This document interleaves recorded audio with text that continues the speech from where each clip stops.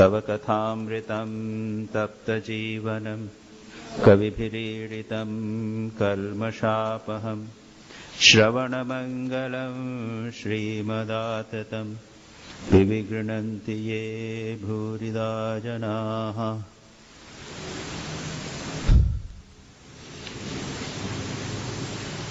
हम लोग 2 सप्ताह के बाद मिल रहे हैं। मैं बेलूर मठ गया था। हमारे रामकृष्ण मिशन के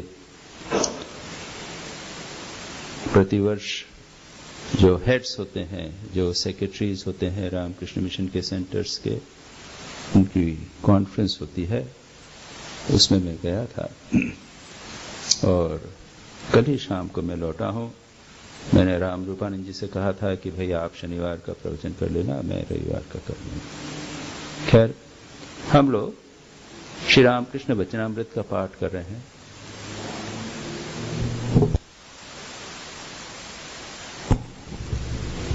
हम लोग श्री रामकृष्ण वचनामृत का पाठ कर रहे हैं। परिच्छेद 77 9 मार्च 1884 ईस्वी। और श्री रामकृष्ण दक्षिणेश्वर में बैठे हुए हैं, भक्तों के साथ हैं। रविवार है 9 मार्च को, और रविवार होने के कारण बहुत सारे लोग उनके पास आए हुए हैं। रविवार के दिन छुट्टी होने के कारण बहुत सारे लोग आते हैं।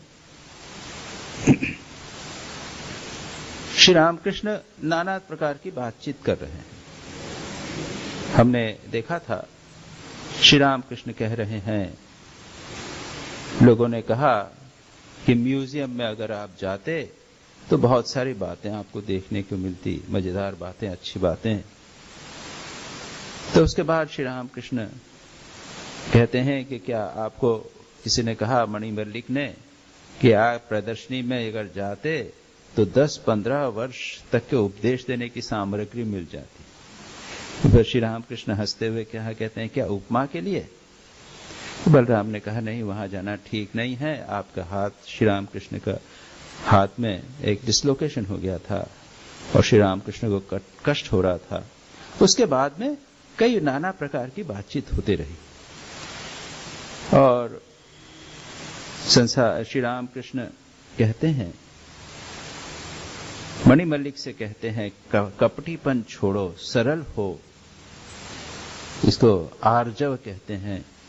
भगवान गीता में 13वें अध्याय में जहां पर ज्ञान के साधन बताते हैं, वहां पर कहते हैं, अमानित्वम, अदम्भित्वम, अहिंसा, क्षांतिरार्जवम।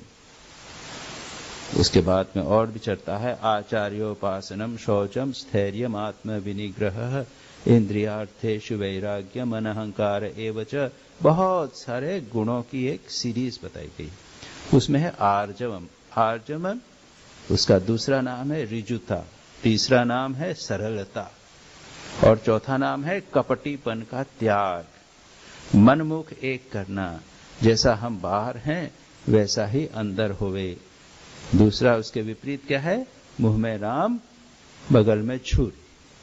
राम राम बोलते हैं लेकिन मन जो है उसमें स्वार्थ भरा हुआ है। श्री रामकृष्ण इसको पसंद नहीं करते थे। श्री रामकृष्ण के पास हाजरा महाशय एक रहा करते थे, उनके पुराने गांव के थे, परिचित थे। वे आए, थोड़े साधना वगैरह करते थे, अद्वैत वेदांत की बात करते थे। श्री रामकृष्ण ने कहा, ठहरो, रहो। उनको, उनके ऑफिसर्स को बोल दिया अपने मंदिर के कि आप इनको रहने की व्यवस्था, कमरा दे दीजिए। वो हाजरा महाशय बैठ जाते थे, बाहर बैठकर जप किया करते थे।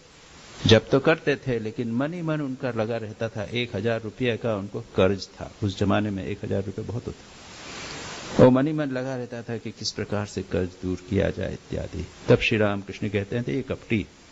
श्री रामकृष्ण इस कपट को बिल्कुल पसंद नहीं करते थे और उसको वे मानो सबके ऊपर कृपा कर सकते थे, इसको सहन नहीं कर सकते।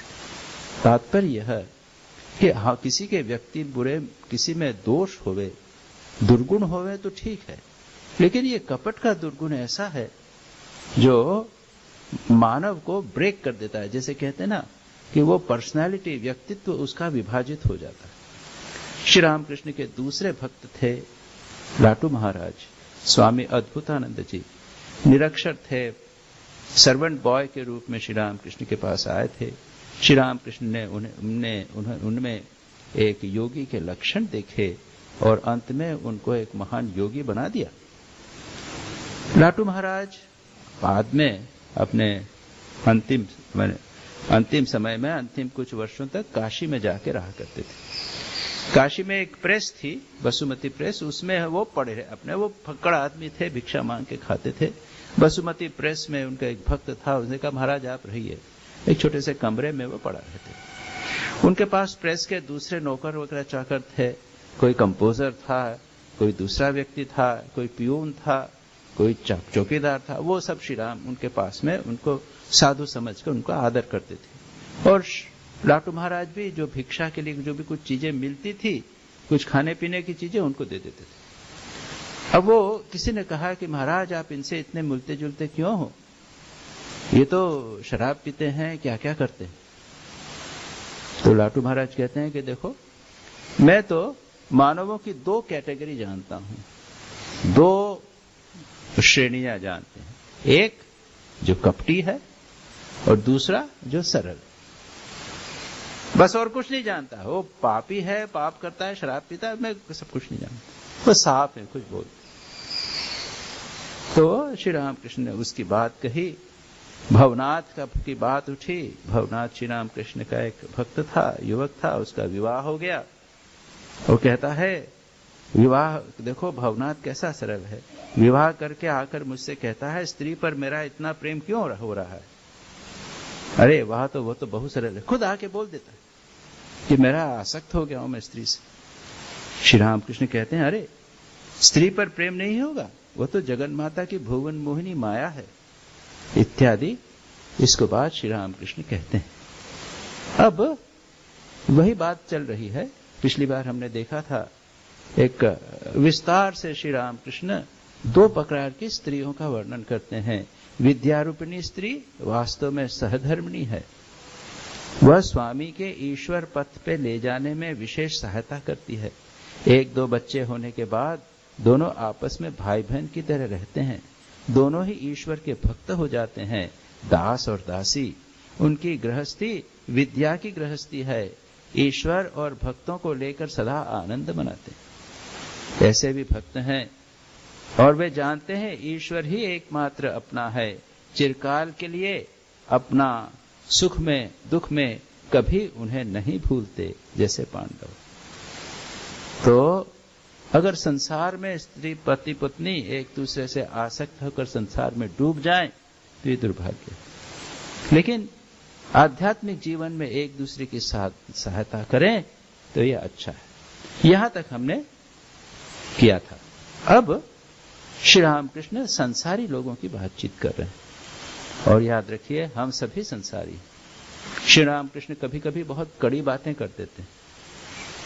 आज कुछ ऐसी तीखी बातें हमको सुनने को मिलेगी, आप भी मैं भी, ऐसा नहीं कि मैं बाहर हूं संसार से, आप बाहर नहीं। एक मनस्थिति की बात श्री रामकृष्ण कहते हुए कहते हैं, संसारियों का ईश्वर प्रेम क्षणिक है, जैसे तपाए हुए तवे पर जल पड़ा हो, क्षुण्ण शब्द हुआ और उसके बाद ही सूख गया। संसारी लोगों का मन भोग की ओर रहता है, इसलिए वह अनुराग, वह व्याकुलता नहीं होती। श्री रामकृष्ण के उपदेश गृहस्थों के लिए है, याद रखिए। श्री रामकृष्ण ये जहां पर उपदेश देते हैं इसमें अधिकांश मास्टर महाशय के लिए। आज रविवार है, गृहस्थ भक्त बहुत सारे आए। श्री रामकृष्ण जो सन्यासी भक्त होते थे उनको बहुत तेजस्वी वैराग्य के उपदेश देते थे, ऐसे नहीं दे रहे। श्री रामकृष्ण कई बातें कहते हैं। आज उन्होंने कहा संसारियों की बात, हम लोगों का भगवान के प्रति प्रेम कैसा है, क्षणिक, थोड़ी देर का प्रेम। एक जगह और भी है, श्री रामकृष्ण कहते हैं कि बाबू गए, फूल देखा, आहा कितना सुंदर फूल है, हा? भगवान की कैसी सुंदर क्रिया है, सृष्टि है। थोड़ी देर लिया, आहा बहुत अच्छा है, और उसको फेंक दिया, आगे चल के फेंक दिया। अरे थोड़ी देर में आहा हा कर रहे थे, भगवान की सृष्टि की बात है, और एक दिन में समाप्त। उसी प्रकार से ईश्वर का प्रेम थोड़ा सा, हे प्रभु भगवान बचाओ हमें, रक्षा करो, प्रार्थना करते हैं, और दूसरे ही क्षण जैसे थे वैसे के वैसे हो जाए। जैसे तपाए हुए तवे पर जल पड़ा हो थोड़ी देर के लिए और समाप्त, चूर्ण करके समाप्त हो गया, उसके बाद सूख गया। और ये क्यों होता है? भोग की ओर मन रहता है। हमारे कई प्रकार के अटैचमेंट्स हैं, अट्रैक्शंस हैं, आसक्तियां हैं, भोग की तरह मन लगा रहता है। कई वर्षों तक भोग किया फिर भी भोग की इच्छा छूटती नहीं। सच पूछा जाए तो भोग के संस्कार, जैसा भी हम कार्य करेंगे उसके संस्कार पड़ते हैं, जैसा हम चिंतन करेंगे उसके संस्कार पड़ेंगे। अगर विचार न होवे तो ये भोग के संस्कार पड़ते चले जाते। बूढ़ा हो जाता है लेकिन भोग के संस्कार नहीं जाते। बड़ी भयानक स्थिति। भोग करने की इच्छा बनी रहती है लेकिन भोग की क्षमता बनी नहीं चली जाती। बूढ़ा हो गया, अब वो भोग नहीं कर सकता, इंद्रियों का तेज चला गया है, लेकिन फिर भी मन में इच्छा है। ययाति की इच्छा, ययाति इतना बड़ा राजा, उसको श्राप हुआ, बूढ़ा हो गया, भोग की इच्छा बनी हुई। तो क्या किया? अपने पुत्र से उसने जवानी को रिप्लेस कर दिया कि तू मेरा बुढ़ापा ले ले, मैं जवान बन जाऊं, फिर भोग करो। और फिर भोग के बाद क्या कहा कि भोग करने से भोग शांत नहीं होने वाला, न जातु काम कामानाम भोगे न उपशाम्यति। भोग जो है वो भोग करने से पूर्ण नहीं हो सकता। वह तो आग में जैसे आप आहुति पानी से डालकर उसको बुझाना चाहा, उसके बदले आपने घी डाल दिया तो वो बढ़ेगा। क्या होता है? संस्कार पड़ता है। भोग का संस्कार बार बार करने से उसको दृढ़ हो जाता है। अगर विचार न हो, अगर विचार होवे तो लगता है अरे क्या हुआ, एक रसगुल्ला खाया, अभी जुबान के नीचे, इसके बाद नीचे खत्म, चला गया, बस खत्म। ये तो मीठा है, एक दूसरा मीठा है और कुछ नहीं। लेकिन हमारी इच्छा तो रसगुल्ला का मिठास भी खाना चाहिए, तो कलाकंद का मिठास अलग प्रकार का है, गुलाब जामुन का अलग प्रकार का है। ये भोग की सामग्रियां बढ़ाई चली जा रही। लेकिन विचारवान व्यक्ति देखता है ये एक चीज थोड़ी सी है, जिह्वा का थोड़ा सा टिटिलेशन, जैसा जिह्वा के ऊपर थोड़ा सा लग गया, बस पेट के नीचे गया, वो सब एक हो गया। रोटी और मिठाई और रसगुल्ला और सब नीचे गया, उसके नीचे एक। आंखें देखने से संतुष्ट नहीं होती। कितना देखेंगे आप?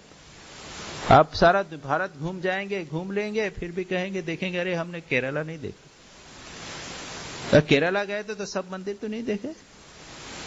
कितना देखेंगे? देखने से मन संतुष्ट नहीं होता। Eyes are not satisfied by hearing, seeing, ear are not satisfied by hearing. जितना भी सुनिए, मन संतुष्ट नहीं होगा। उसको धीरे धीरे संकोच विचार के द्वारा, अरे कर लिया भोग, देख लिया, और क्या देखना है, इसी को तो कहते हैं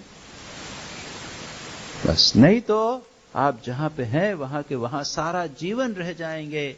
आध्यात्मिक जीवन से कोई प्रगति नहीं होगी, भगवान के लिए कभी नहीं जाएंगे। इसीलिए श्री रामकृष्ण कहते हैं संसारी लोगों का मन भोग की ओर रहता है। और दुर्भाग्य यह है कि भोग करते करते भोग का संस्कार बनता है।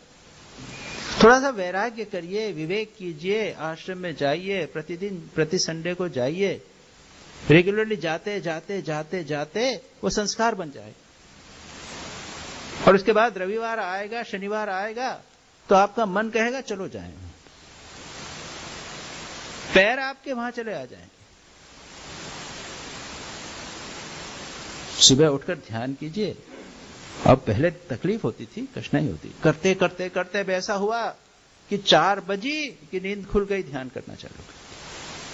यह है योग के संस्कार। हमारे अभी भोग के संस्कार बने। आध्यात्मिक जीवन, सारा आध्यात्मिक जीवन है इन शुभ योग के संस्कारों को, जिसको निरोध संस्कार कहते हैं, शुभ संस्कार हमारे जीवन में डालना। ये नहीं होगा तो श्री रामकृष्ण क्या कहते हैं, अनुराग व्याकुलता नहीं होती। क्षण भर के लिए जीवन में थपेड़ा आया, कष्ट आया, जिस भोग के लिए भाग रहे थे उसी में फंस गए, खूब खाया पिया था, डायबिटीज हो गई, ब्लड प्रेशर हो गया, जिस व्यक्ति से आप आसक्त थे उससे आपको आघात मिला, थोड़ी देर के लिए मिलेगा फिर छूट जाए। आघात मिलते पर भी वो गहरा नहीं होता। भगवान बुद्ध के जीवन में आघात नहीं आया, उन्होंने तो एक बार देखा और उनको वैराग्य हो गया, सारे जीवन के लिए वैराग्य हो गया। हमारे को हो नहीं पाता। श्री रामकृष्ण कहते हैं भोग के कारण अनुराग, भगवान के प्रति प्रेम नहीं हो पाता, व्याकुलता नहीं होती। व्याकुलता चित्त शुद्धि के बिना नहीं होती। श्री रामकृष्ण बार बार कहते हैं भगवान के लिए व्याकुल होकर पुकारो। व्याकुलता हम समझते ही नहीं। मैंने कई बार आप लोगों को मजाक में दृष्टांत भी कहा था, रो कर देखिए भगवान के लिए। एक बार मैं 6 महीने तक बेलूर मठ में एक साथ था, डिस्पेंसरी में काम करता था, बहुत कम उम्र थी, ब्रह्मचारी था उस समय, साधु भी नहीं था। मैंने कहा अच्छा रो कर देखें, कोशिश करें, आर्टिफिशियली सही, कृत्रिम रोना सीख करके देखिए, वो भी 2 मिनट नहीं रहता, 1 मिनट 2 मिनट में खत्म हो जाए। वास्तविक रोना तो आता ही नहीं है, अंदर से आता ही नहीं। जब तक भोग के प्रति आकर्षण है, चित्त अशुद्ध है, तब तक व्याकुलता नहीं होती। श्री रामकृष्ण कहते हैं ना कि बच्चा जब खेल खेल में जब खिलौना फेंक देता है, माँ ने मिठाई दे दी, मिठाई भी नहीं दे चाहिए, जोर से फेंक कर माँ को चिल्लाता है, तब माँ उठाती। जब तक खिलौना, मिठाई ये सब तक है, इसमें लगे हुए हैं संसार के खिलौने में, तब तक व्याकुलता नहीं होने वाली। और दृष्टांत में तो है कि बच्चा सारा दिन खेलता है, शाम को होती है माँ जाबो माँ जाबो, माँ के पास जाऊंगा, माँ जाऊं, मिठाई दे दी, थोड़ा सा लिया, फिर माँ जाऊंगा, खिलौना दिया, माँ जाऊंगा, किसी तरह नहीं मानता, दिन भर खेल रहा था, जोर जोर से रोने लगता है, माँ माँ माँ, अब खिलौना नहीं चाहिए। और हम क्या करते हैं, एक के बाद एक खिलौने जोड़ते चले जाते, है ना।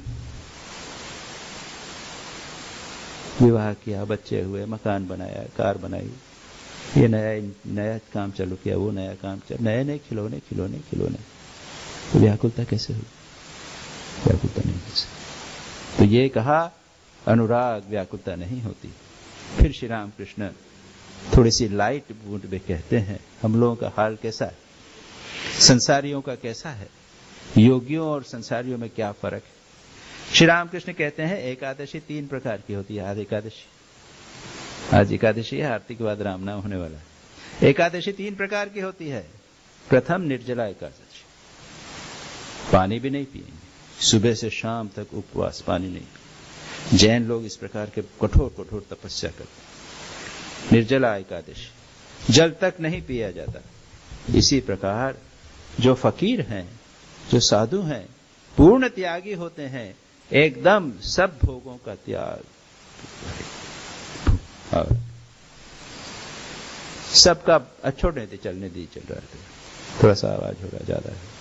सब भोगों का त्याग, पूरी तरह त्याग।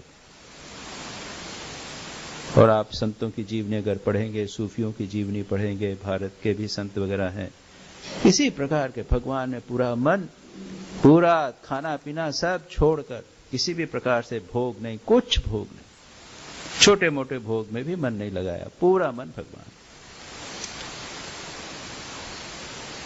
दूसरी है दूध मिठाई खाई जाती है, हलवा अलाउड या दूध और फल अलाउड। मैं रायपुर में था, एकादशी करता था, एक निर्जला नहीं, जल पीता था। तो दिन भर में एक जल पानी पीता था और कुछ नहीं खाता था। ट्रेनिंग सेंटर में बनारस में वहां गए, बेलूर मठ में गया, 6 महीने के लिए गया था शायद पहले। मैंने कहा मैं एकादशी करता हूं। अच्छा ठीक है करो, ट्रेनिंग सेंटर में या बनारस में याद नहीं, एकादशी करो। तो क्या, तो एकादशी वालों के लिए तो फल हैं, मिठाई है, फल हैं और हलवा बनाते हैं, हलवा मिठाई। हमने कहा अरे ऐसी ऐसा, मैंने कहा छोड़ो एकादशी, इससे तो उन्हें सामान्य खाना ही ठीक है, उसे हलवा तो नहीं होगा। तो ये दूसरी श्री रामकृष्ण कहते हैं दूध मिठाई खाई जाती है। मानो भक्त के घर में मामूली भोग। आजकल तो भोग का कंज्यूमरिज्म जिसे कहते हैं ना, उपभोक्ता, वहां भी उपभोक्तावाद है ना आजकल। तो कितनी सारी भोग की चीजें बढ़ गई हैं। मैं दृष्टांत देता हूं, कभी कभी मुझे जिधर उधर जाना पड़ता है और एक रात कभी कहीं गए, कॉन्फ्रेंस में गए, कहीं आश्रम नहीं है तो किसी भक्त के घर पे रहा है, तो देखते हैं कि जब टॉयलेट में जाते हैं तो कितनी तरह के वो पाउडर और ये क्रीम और साबुन कितने प्रकार के रखे हुए हैं। तो मामूली भोग आवश्यक है, थोड़ा सा आवश्यक है। वो हुआ गृहस्थ एक सामान्य। तीसरी वह जिसमें हलवा पूरी खाई जाती है, खूब पेट भर कर खाया जा रहा है, खा रहा है, इधर रोटी दूध में भी छोड़ रखी है, बाद में खाएंगे। ये भोग, ये 3 प्रकार की श्री रामकृष्ण को कहते थे, मजाक करते होते, वो कृष्ण की तो किशोर जो है, वो कृष्ण किशोर की एकादशी ये कि पेट हलवा पूरी खाएंगे और बाद में रोटी को दाल में उसमें दूध में डाल के रखा है वो भी चलेगी। और श्री रामकृष्ण कहते मजेदार, मेरी भी इच्छा हुई थी एक बार है कृष्ण किशोर की एकादशी करने की। तो जो हुआ, लोग साधन भजन करते हैं परंतु मन रहता है स्त्री तथा धन की ओर, मन भोग की ओर रहता है, इसीलिए साधन भजन ठीक नहीं होता। थोड़ी देर सुबह शाम ध्यान किया, जब किया कितनी देर बैठे, आधे घंटे जो बैठे, कितनी माला की, 10 माला की, 1000 जप किया। ये जब मन कितनी देर बैठा उसमें जरा ध्यान रखिएगा, आत्मनिरीक्षण कीजिएगा। मैं अपनी बात कह रहा हूं, कितनी देर जप रहता है, थोड़ी देर रहा और मन भागा। जहां जहां पर हमारी आसक्ति है, भोग की वृत्तियां हैं, वहां पर मन जाए।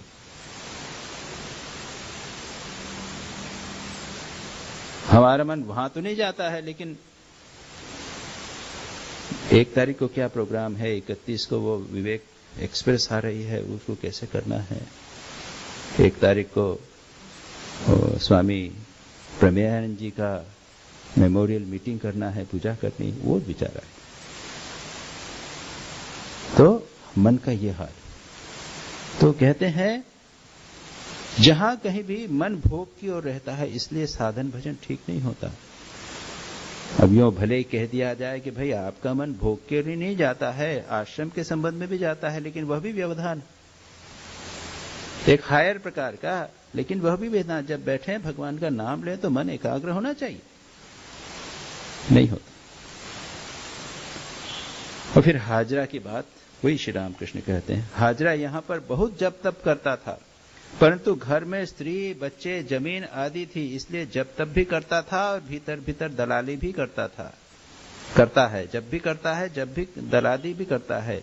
इन सब लोगों की बातों की स्थिरता नहीं होती। कभी कहता है मछली नहीं खाऊंगा, फिर खाता, छोड़ दिया, अगर नहीं अब सब छोड़ दूंगा मैं। अभी नॉन वेज नहीं, बंगाली लोग तो मछली खाते हैं, कि नहीं अब छोड़ दूंगा, 7 दिन 15 दिन फिर चल।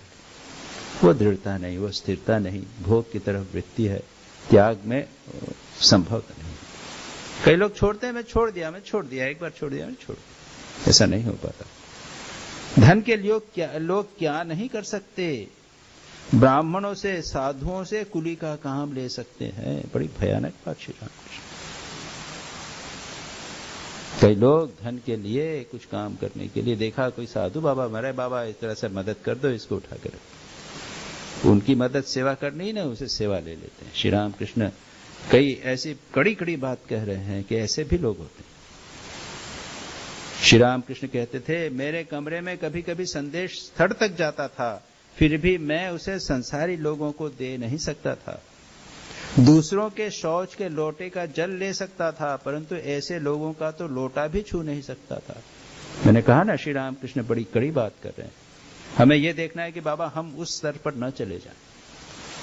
हाजरा धनवानों को देखने पर उन्हें अपने पास बुलाता था, बुलाकर लंबी लंबी बातें सुनाता था और उनसे कहता था, राखाल आदि जिन्हें देख रहे हो वे जप तप नहीं कर सकते, हो कर कर घूमते हैं। यानी जो साधना करते हैं, राखाल श्री रामकृष्ण के पास रहकर साधना करते हैं, लेकिन वो समझता है वो त्यागी है, लेकिन हाजरा समझता है कि वो सब जानता है। और क्या करता है? धनवान लोगों को देखकर बुलाएगा, पास में रहेगा। और स्वामी विवेकानंद ने एक जगह कुछ जगह कहा है, बड़ी कड़ी बात कही है, कि धनवान व्यक्ति मेरे पास अगर मिलने आएगा तो मैं 2 घंटे उसको बिठाए रखूंगा, लेकिन अगर गरीब आएगा तो मैं दौड़ कर जाऊंगा उसको मिलने के लिए। ये भाव श्री रामकृष्ण यह भी बात कहते हैं। उसके बाद आगे कहते हैं, बहुत महत्वपूर्ण बातें हैं ये, छोटी छोटी बातें हैं, लेकिन मैं जानता हूं कि यदि कोई पहाड़ की गुफा में रहता हो, देह पर भभूत मलता हो, उपवास करता हो, अनेक प्रकार के कठोर तप करता हो, परंतु भीतर भीतर उसका वश मन, उसका विषय, उसे भीतर भीतर उसका विषय की ओर मन रहता हो, कामनी कांचन में मन रहता हो, तो मैं उसे धिक्कारता हूं। और जिसका मन कामनी कांचन में नहीं होता, खाता पीता और मस्त घूमता है, उसे धन्य कहते। बात यह है, खास बात यह है, कामनी कांचन भोग और धन की लिप्सा, अटैचमेंट, पैसे के प्रति आसक्ति, ये खास बात श्री रामकृष्ण बार बार कहते हैं। थोड़ा वो खाया पिया, आनंद से रहा, लेकिन हाथ में पैसा आया चला गया, आया पैसा चला गया, इसकी चिंता नहीं किया। और संसार के विषय भोग में, खास करके कामनी कांचन के भोग में जिसका मन नहीं, वो धन्य है। कोई व्यक्ति तपस्या करे पहाड़ों में जाकर, संसार से तो अलग, लेकिन मन उसका उधर जा रहा है। याद रखिए, साधकों को इस प्रकार की स्थिति से भी गुजरना पड़ता है। अचानक साधक कोई सिद्ध नहीं हो जाता, प्रारंभ में इस प्रकार की स्थिति होती है। इसलिए लोग कहते हैं संग करो, साधु संग करो, सज्जनों का संग करो, सत्संग करो, स्वाध्याय करो। धीरे धीरे मन में ये आध्यात्मिक संस्कार बनाओ। अभी भोग के संस्कार पड़े हुए हैं, कामनी कांचन के भोग के संस्कार पड़े हुए हैं। ऐसे में अगर आप एकांत में, तब कुटिया में जाकर भी रहोगे, किसी से मिलोगे भी नहीं, तो भीतर के संस्कार वो ऊपर। इसलिए one has to be very careful. हम लोग नहीं कहते, कोई नए ब्रह्मचारी वगैरह होते हैं तो कि हम एकांत में जाकर तपस्या करेंगे, तो हम कहते नहीं, तुम आश्रम में जाओ, बेलूर मठ चले जाओ, दूसरे किसी आश्रम में, वृंदावन काशी में जाओ, वहां पर साधुओं के बीच में रहो, ध्यान जप करो, और संस्कार पड़ेंगे, अच्छे संस्कार पड़ेंगे धीरे धीरे। उसके बाद आप सक्षम हो जाओगे, उसके बाद एकांत में जाओगे, कोई दिक्कत नहीं। एकांत में जाकर तपस्या करना इतना आसान नहीं। यहां तो बाहर है, लोगों को देखते हैं, साधुओं को देखते हैं, कुछ किताब वगैरह पढ़ते हैं। एकांत में गए, कुछ नहीं, वो मन में जो कुछ कचरा है वो ऊपर उठता है, बार बार उसी का चिंतन होने लग जाता है। ये भयानक स्थिति होती है। इसलिए श्री रामकृष्ण कहते हैं, जिसका कामनी कांचन में मन नहीं होता, खाता पीता मस्त घूमता, उसे धन्य कहते। स्वामी विवेकानंद अमेरिका में गए थे, कोई तपस्या जैसी बात नहीं, खाना पीना, बैठ के आइसक्रीम खा रहे हैं, सबके साथ घूमते फिरते हैं, हंसी मजाक कर रहे हैं, मस्त हैं, जैसे कहा ना, खाता पीता मस्त। तो लोग उनको देख कहते हैं कि आप ऐसे कैसे सन्यासी? सन्यासी को तो गंभीर रहना चाहिए, बातचीत नहीं करना चाहिए, सदा चिंतन करना है, भगवान चिंतन। स्वामी विवेकानंद कहते हैं, we are amrit, the children of immortality, अमृत के पुत्र हैं, हम अपना मुंह को ऐसा छोटा बना के क्यों रखेंगे? स्वामी विवेकानंद का मन क्या, काम कांचन में शून्य, कल्पना में भी नहीं, स्वप्न में भी नहीं।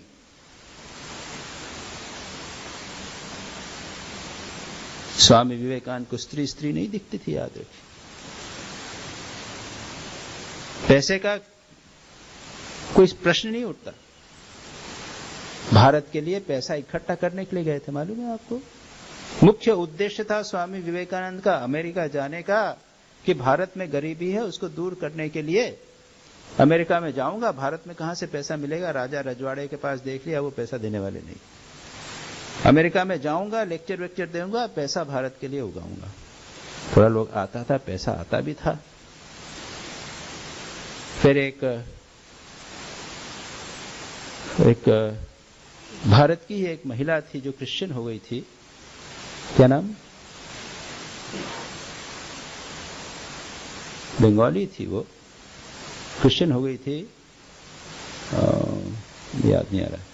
उसका वहां पर उन्होंने स्कूल वूल चला दिया था। स्वामी जी से पैसा मांगा, जो भारत के इकट्ठा किया था उन्होंने दे दिया। यानी खुद का लिए भी नहीं, दूसरे के लिए, भारत के लिए इकट्ठा किया वही पैसा उन्होंने खुद मेहनत से इकट्ठा किया। पैसे का कुछ उनको वो नहीं था, आसक्ति नहीं। भारत से जितना पैसा, अमेरिका से जितना थोड़ा बहुत भी पैसा लाए थे, सारा का सारा बेलूर मठ पहुंचकर ब्रह्मानंद जी के हाथ में दे दिया। ब्रह्मानंद जी प्रेसिडेंट थे कि भाई ये पैसा तुम संभालो, हमारे लिए आश्रम का पैसा। और महिलाएं तो प्रभाव ही नहीं पड़ता था उनको। अमेरिका से जब लौट के आए तो स्वामी विज्ञानानंद जी रामकृष्ण मिशन के एक प्रेसिडेंट हुए थे। स्वामी विवेकानंद के गुरु भाई थे, सबसे यंगेस्ट कह सकते हैं श्री रामकृष्ण के शिष्य। और श्री रामकृष्ण ने उन्हें कहा था कि देखो, महिलाओं से बिल्कुल दूर रहना, बिल्कुल कांटेक्ट नहीं करना, कोई संबंध नहीं रखना महिलाओं से। तो वो तो इलाहाबाद में रहा करते थे। इलाहाबाद का आश्रम उन्होंने प्रतिष्ठित किया था। 9 नवंबर को उनका जन्मदिन आने वाला है। हमारे यहाँ पे उस पे जीवनी पर पाठ होगा। तो उनके मकान में कोई महिला रह नहीं सकती थी, आती थी, प्रणाम करके चली जाती। मजाक हो गई थी कि ब्रह्मा ने ये विज्ञानंद जी के इलाहाबाद आश्रम में मादा मक्खी भी नहीं घुस सकती। उन्होंने एक दिन स्वामी विवेकानंद से पूछ लिया कि स्वामी जी, श्री रामकृष्ण ने हमें तो ये कहा था कि महिलाओं से बिल्कुल दूर रहना, और आप अमेरिका में गए तो महिलाओं के साथ में घूमते रहे, रहते रहे। एक ही मकान में स्वामी विवेकानंद एक महिला के साथ में भी रहे। कैलिफोर्निया में उन्होंने जब एक आश्रम था टर्क स्ट्रीट पे, मिसेस ब्लॉजेट करके थी, वो अपना देखभाल करती थी श्री रामकृष्ण। तो आप कैसे रहे ऐसे, हमको तो ये करो। स्वामी विवेकानंद ने कहा था कि तुझे वो, उन्होंने एक प्रकार की तेरे लिए इंस्ट्रक्शंस दी थी, ये तेरे लिए निर्देश थे, मुझे निर्देश नहीं दिए। फिर उन्होंने कहा, श्री रामकृष्ण ने मेरे भीतर से स्त्री पुरुष भेद मिटा दिया था। स्त्री पुरुष भेद ही नहीं जहां पर है, वहां पर काम कैसे हो सकता है? 5 साल का, 6 साल, 7 साल का बच्चा जो है, वो माँ और बाप को पहचानता तो है, ये माँ है और ये माँ पिताजी हैं, ये बहन है, ये भाई, ये तो पहचानता है। लेकिन वो क्या जानता है इसमें सेक्स बोध क्या होता है? नारी और पुरुष का अंतर वो पहचानता है, जानता है क्या? वो नहीं जानता। ठीक यही बात स्वामी श्री रामकृष्ण की यही अवस्था थी, स्वामी विवेकानंद की भी यही स्थिति। बहुत ऊंची स्थिति है जब ऐसा हो, ऐसा व्यक्ति खाता पीता मस्त घूमता है। श्री रामकृष्ण कहते हैं, श्री रामकृष्ण को उपवास कहां करते थे? कोई पढ़ा आपने श्री रामकृष्ण को उपवास किया? 6 महीने तक सोए नहीं थे, याद रखिए। और ऐसी स्थिति थी कि 3 महीनों तक समाधि में थे, खाया पिया नहीं था। एक आदमी ने आके उनको मार मार के उनके मुंह में खिलाया करता, किसी तरह उनको कॉन्शियस लेवल में, चेतना में लाकर उनके मुंह में कुछ देता। इसके अतिरिक्त कोई जानबूझकर उन्होंने कोई उपवास इत्यादि नहीं किया, न कोई एकांत में, बहुत एकांत में जाकर रहे, भभूत नहीं लगाया, पहाड़ की गुफा में नहीं रहे। तपस्या अपने आप हो गई, व्याकुलता के कारण हो गई। ऐसी कठोर तपस्या जो सामान्य व्यक्ति कर नहीं सकता।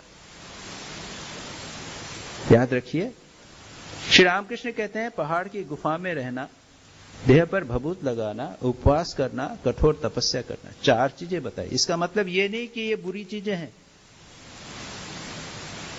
तपस्या के बिना कुछ नहीं होता।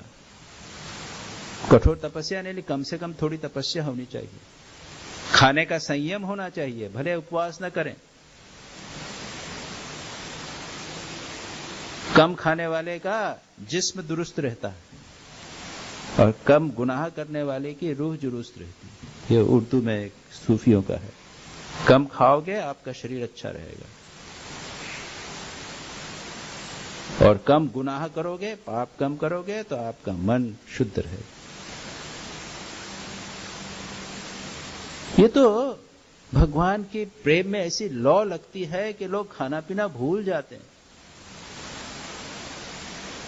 लेकिन शारीरिक तपस्या के बिना शरीर का पोषण करेंगे, खाए पिएंगे, बढ़िया खाए पिएंगे और भगवान को प्राप्त करेंगे, ये नहीं। तो ये तो हुआ उपवास, तपस्या, तप, स्वाध्याय, ईश्वर प्रणिधान। पतंजलि ने क्रिया योग कहा है। तपस्या किसी न किसी प्रकार का, शारीरिक तपस्या। भगवान गीता में 3 प्रकार के तप कैसे हैं, मानसिक तप, शारीरिक तप और वाचिक तप। अब विस्तार में मैं नहीं जाता। गुफा में एकांत में रहना श्री रामकृष्ण भी कहते हैं।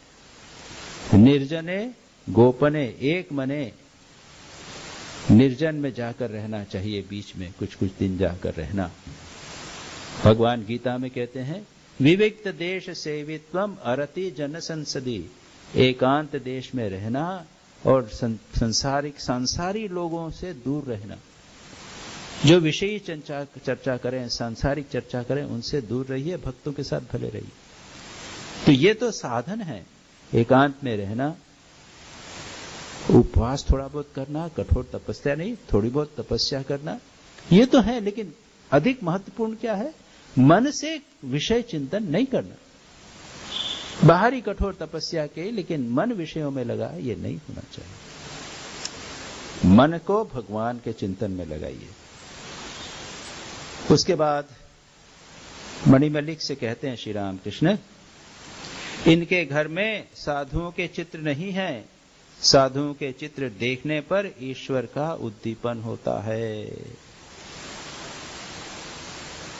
हमारा अवसर मिलता है, आपको भी अवसर मिलेगा, लोगों के घर में आप जाएंगे, आप देखेंगे कि घर में कोई दृश्य का चित्र है, कोई अपने फैमिली का चित्र, अधिकांश फैमिली का है, दादा बाबा का, अपने परिवार का, अलग अलग प्रकार के चित्र हैं।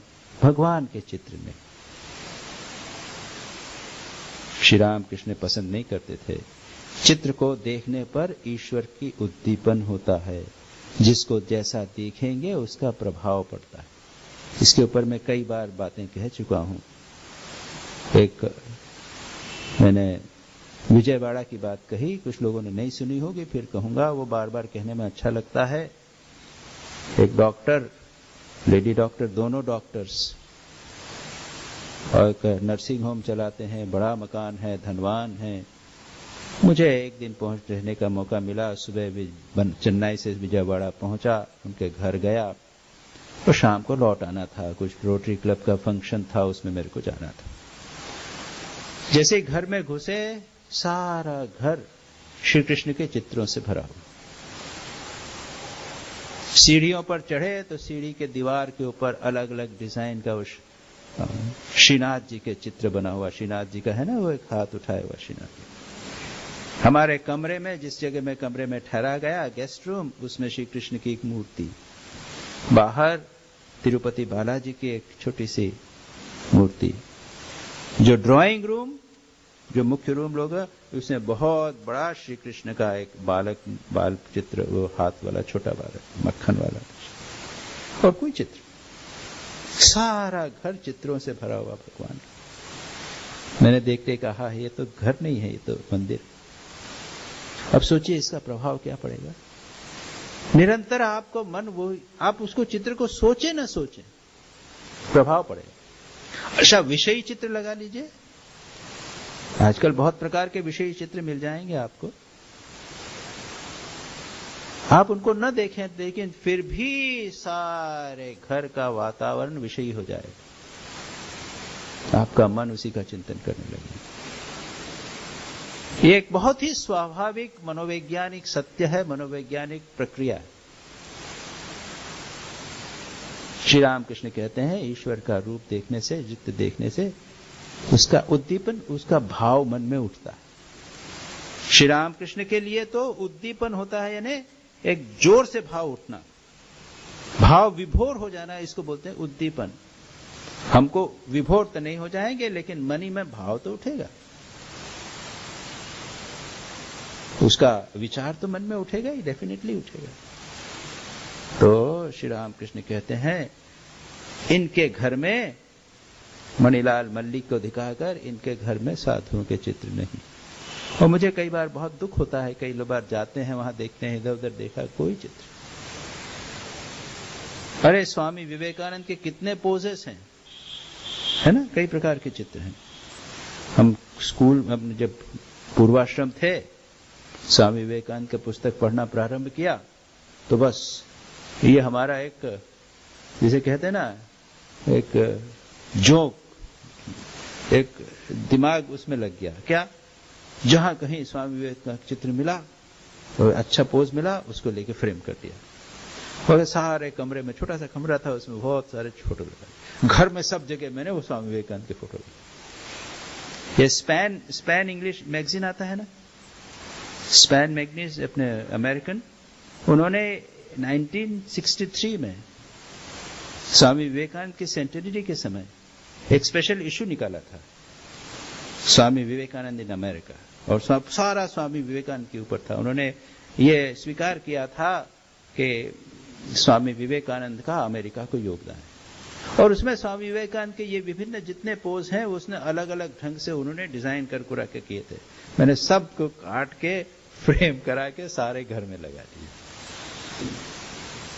तो ये करें, आपको सारा सब समय वही भाव आएगा, वही भाव आएगा। तो श्री रामकृष्ण बिल्कुल ठीक बात कहते हैं। ये छोटी सी बात, घर में जैसे चित्र होंगे उसका प्रभाव आपके मन पर करके देख लीजिए। आप अपने घर में नहीं परिवर्तन कर सकते, आपके कमरे में परिवर्तन, सारा कमरा जो है वो मंदिर बन जाए। केवल ऐसा नहीं कि मंदिर में ही आपने श्री रामकृष्ण मां शारदा स्वामी जी के फोटो और वो फोटो लगा दिए और उसको पूजा करते हैं, नहीं, ऐसा नहीं। कुछ फोटो ऐसे हैं बाहर लगाए जा सकते हैं, उसमें कोई बुराई नहीं। उसका प्रभाव निश्चित रूप से पड़ता है उसमें। अब मैं बोलूंगा तो फिर एक घंटा बोलना पड़ जाएगा उसमें।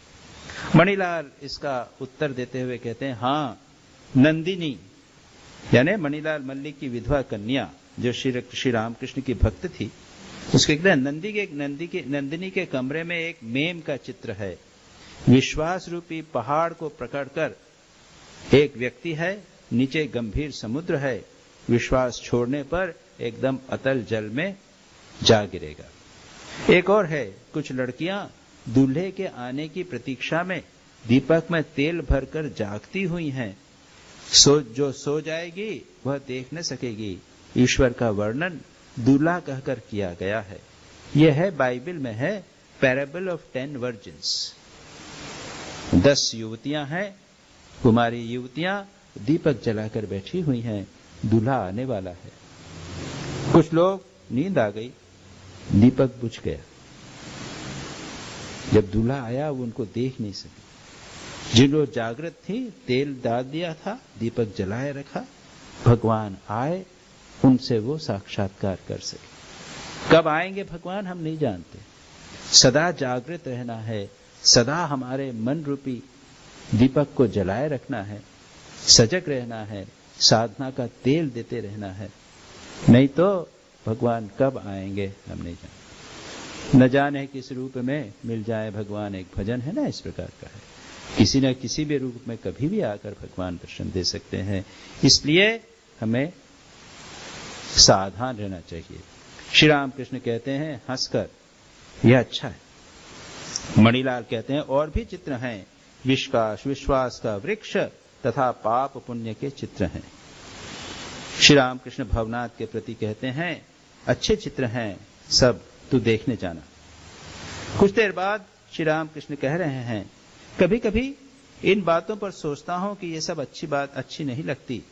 पहले एक बार पाप सोचना होता है, कैसे पाप से मुक्ति मिले, किंतु उनकी कृपा से एक बार प्रेम यदि आ जाए, एक बार प्रेमा भक्ति यदि हो जाए, तो पाप पुण्य सब भूल जाता है। उस समय वह शास्त्र के विधि निषेध के परे चला जाता है। पश्चाताप करना पड़ेगा, प्रायश्चित करना होगा, यह सब चिंता फिर नहीं रह जाती। श्री राम कृष्ण एक उच्चतर स्थिति की बात कर रहे हैं। अभी मैंने क्या कहा? मैंने कहा कि हमारे अपवित्र या भोग के संस्कार, अब हमें साधना के द्वारा शुभ संस्कार डालना है। पाप के संस्कार हैं, पुण्य के संस्कार धीरे धीरे डालना पड़ेगा। अभी हम एकांत में जाएंगे तो ये अपवित्र विचार, भोग के विचार हमारे मन में उठेंगे, लेकिन अगर निरंतर करते जाएंगे कुछ वर्षों के बाद में, उसके बाद आप एकांत में जाइए, सदा भगवान का ही चिंतन उठे। तो ये क्या हुआ? पाप से पुण्य के परे जाना, ये सामान्य साधना। लेकिन श्री रामकृष्ण कहते हैं ये सब बातें अच्छी नहीं लगती कभी कभी। क्या? पहले पहले पाप सोचना होता है, कैसे पाप से मुक्ति मिले, परंतु उनकी कृपा से एक बार प्रेम आ जाए, एक बार प्रेमा भक्ति हो जाए तो पाप पुण्य सब भूल जाता है। भगवान से के प्रति प्रेम आ जावे तो जीवन में तीव्रता आ जाती है। किसी के व्यक्ति एक माँ है, बच्चा हुआ, पहले कितनी डेलिकेट थी, कितनी कोमल थी, वो चढ़ावे चल नहीं सकती थी, वजन उठा नहीं सकती थी, कष्ट होता था। जैसे ही बच्चा गोद में आ गया, बदल गई। कहां से शक्ति आ गई, सब काम कर रही है, मेहनत कर रही है, बच्चे को रक्षा करने का उसमें साहस आ गया है, किसी की चिंता नहीं करती है, बदल गई एकदम। ये प्रेम एक बार अगर आ जावे तो पाप पुण्य के परे पड़ जाते हैं, अपने दोनों के परे ऊपर मानव उठ जाता है। तो श्री रामकृष्ण बड़ी अच्छी बात कहते हैं, एक बार प्रेमा भक्ति यदि आ जावे, पाप पुण्य सब, पाप और पुण्य दोनों, मुख्य बात है भक्ति, प्रेम अगर सचमुच आ जावे, भगवान के प्रति प्रेम। और इसलिए भागवत धर्म, श्रीमद् भागवत, तो श्रीमद् भागवत अगर आप पढ़ेंगे तो देखेंगे 12 स्कंद हैं, 12 उसके बुक्स हैं। उसमें पहले 9 बुक्स किताबों में कई बातें हैं। वहां पर कपिल उपदेश है, कपिल देव का उपदेश है अपनी माता को, देवहूति को, या निशा देवहूति माता, उसका उपदेश होता है। उसके बाद उसमें और पे पहले भी उपदेश हैं, कई उपदेश, बहुत सारे उपदेश हैं, उनको आप जीवन में उतारिए इत्यादि। और उसके बाद बीच बीच में अवतारों का वर्णन भी है। लेकिन जब 10वां अध्याय आया, बड़ा स्कंद है, उसमें क्या है? श्री कृष्ण की लीलाओं का वर्णन, उपदेश कम,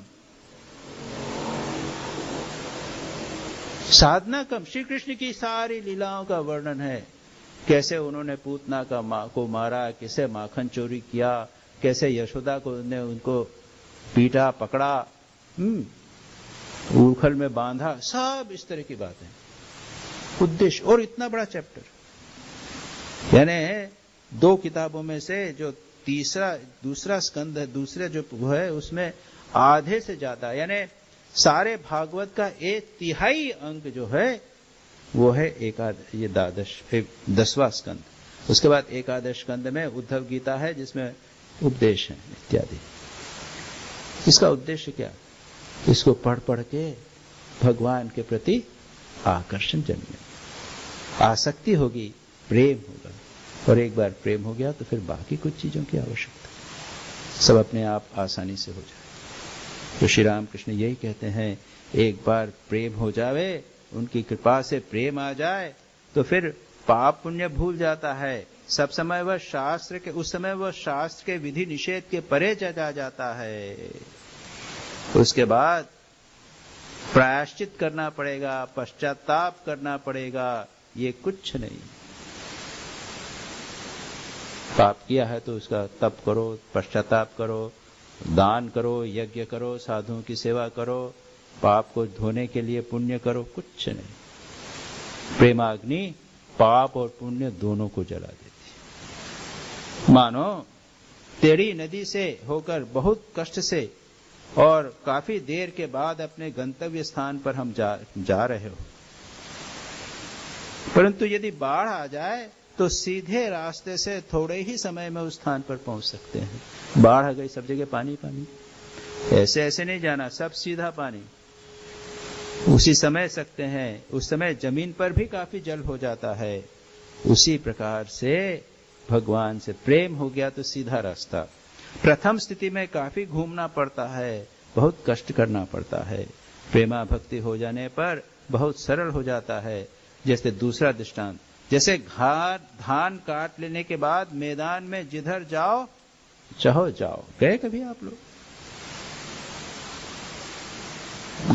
धान पूरा हो तो आपको इस रास्ते से जाना, उस रास्ते से, उसके बीच में मुड़ेल है, उससे जाना पड़ेगा। अब जैसे खेत कट गया, यहां से आप सीधा डायगोनली चले जाए।